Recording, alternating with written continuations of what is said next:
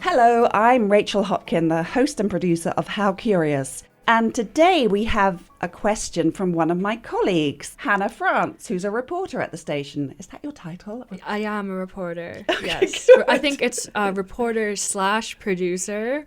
Well, welcomed. Yes, thank you. So you had a question for How Curious. Yeah, so I was wondering, me and my friends were wondering about how it is that there's so few remaining lesbian bars in the country, and why it seems like there's an unusually large concentration of them in Oklahoma. There's 3 of them, which is more than, I certainly would have expected. When you think about where in the country there might be a higher concentration of lesbian bars, one thinks of New York City, one thinks of Portland, one thinks of San Francisco. Probably not Oklahoma. 3 lesbian bars in the whole of Oklahoma might not seem like that many, but it actually is comparatively.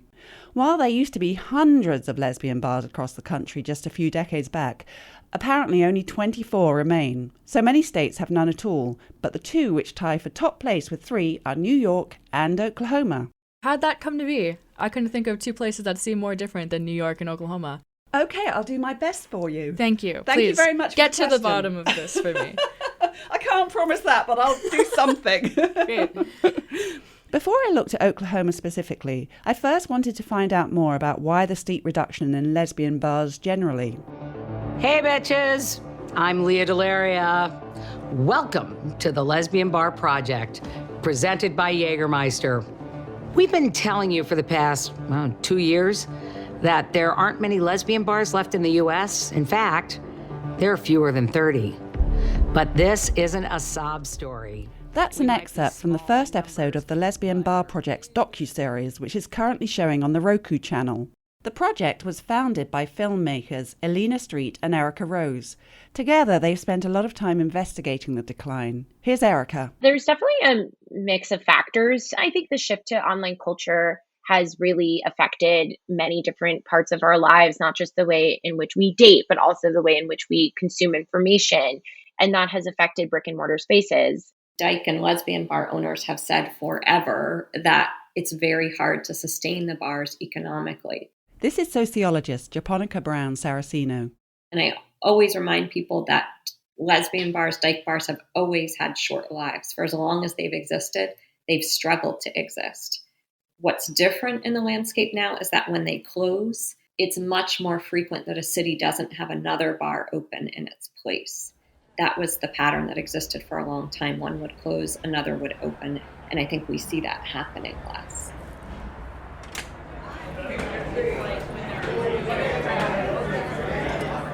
Frankie's is one of Oklahoma's lesbian bars. When I visited on a Thursday night, which is their regular darts night, the place was heaving. Frankie's is owned by Tracy and Ann Harris, and Tracy explained how they'd come to start the bar. This bar's only been here since May, but we had a previous bar with the same name a few blocks over, and we had met there back in the day. The place was called Partners 2, and it was a queer-friendly country music bar. And then after I retired, the person that owned that bar called me and asked me if I was interested in buying it. What made her think that you would be interested? Because 10 years before that, I had popped off, hey, if you ever sell the bar, let me know. And so when she called me and said, hey, do you remember that? I'm like 10 years ago? She said, yeah. Tracy and Ann purchased the place on October the 1st of 2017, and so Frankie's was born. It's now located on North May Avenue in the Venice neighborhood of Oklahoma City. The ease with which the bar and its clientele has found local acceptance differs from Tracy's early experience. She's somewhat older than Ann and first started frequenting OKC's queer spaces during the early 80s. It was still very anxiety-producing in some ways to go to any kind of queer space. There was still a lot of hate. We couldn't park our cars on the street. Every bar had a parking lot behind the building. You never went anywhere alone.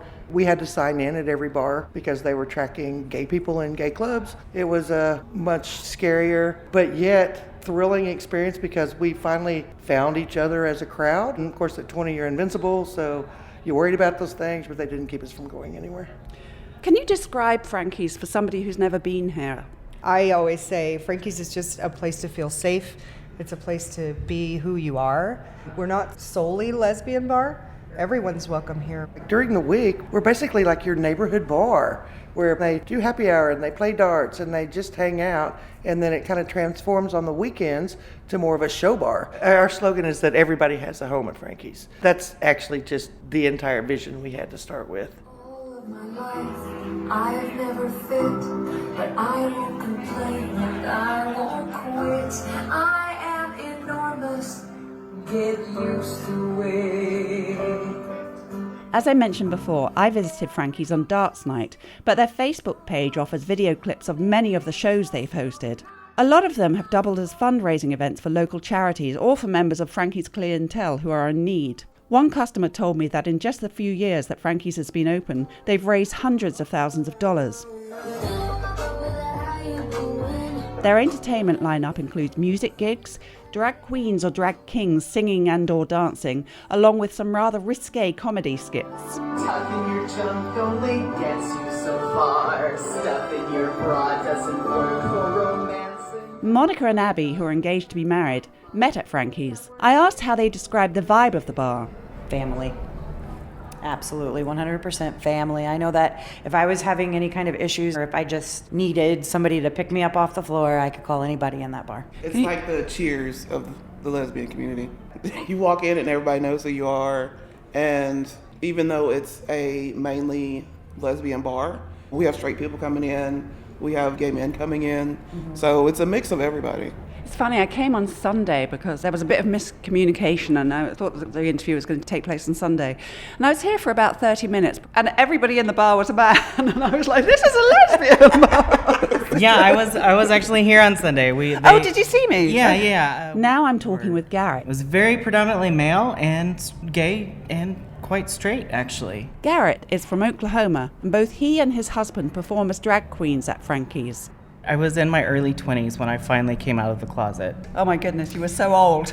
Nowadays it seems like it is, but I had friends that were around me that just kind of were like, hey, let's go see a drag show. And like we went, and it was definitely a culture shock. I grew up very religious, but pretty soon after that, I just had my chosen family. That's why gay bars are so important, is because this is where we find our chosen family. Scott is another member of that family. I'm just a straight guy. I'm just a customer here. Love the community, love the people, love supporting them. Scott told me that he actually prefers to frequent lesbian bars. I know where I stand. There's no confusion whatsoever. Yes, I'm friends with a lot of the girls here. Some of them do this thing with me that I like to call they play straight.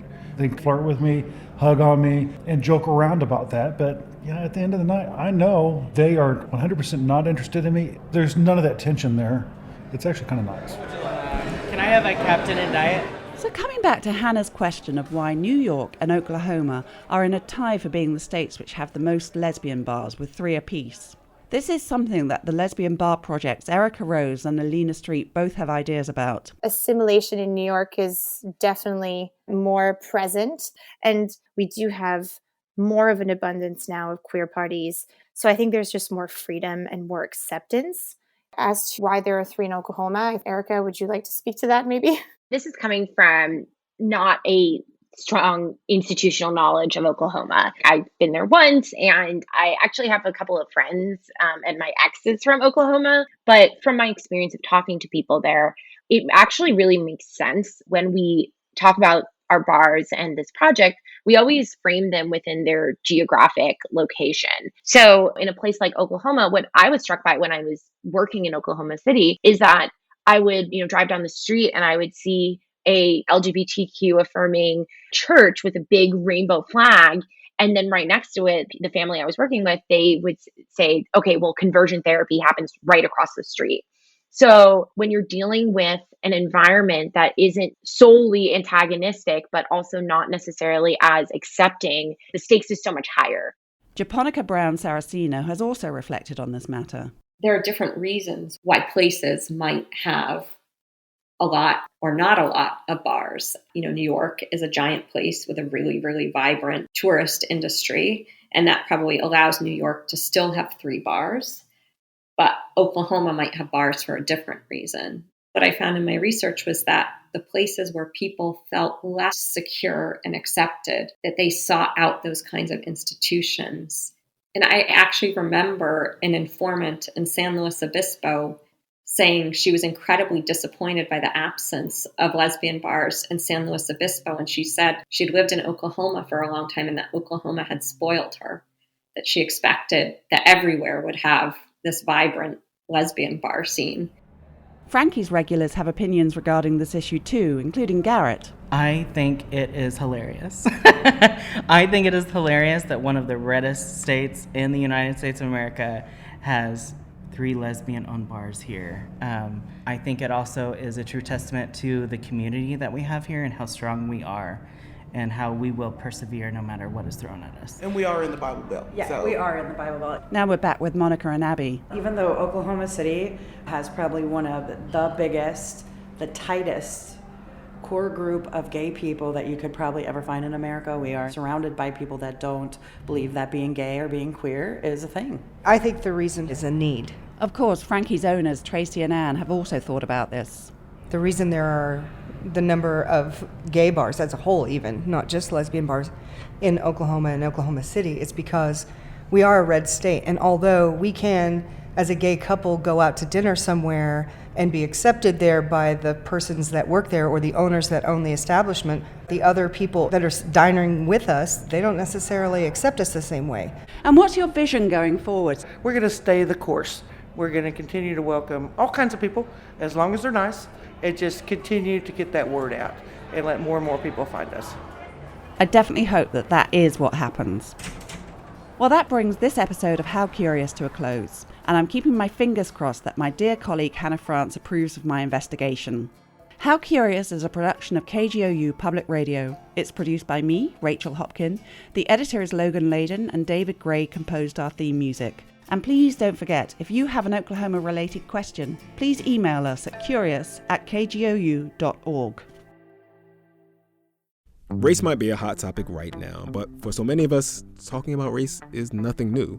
On the Code Switch podcast from NPR, we go beyond the headlines and we go deep. Listen now.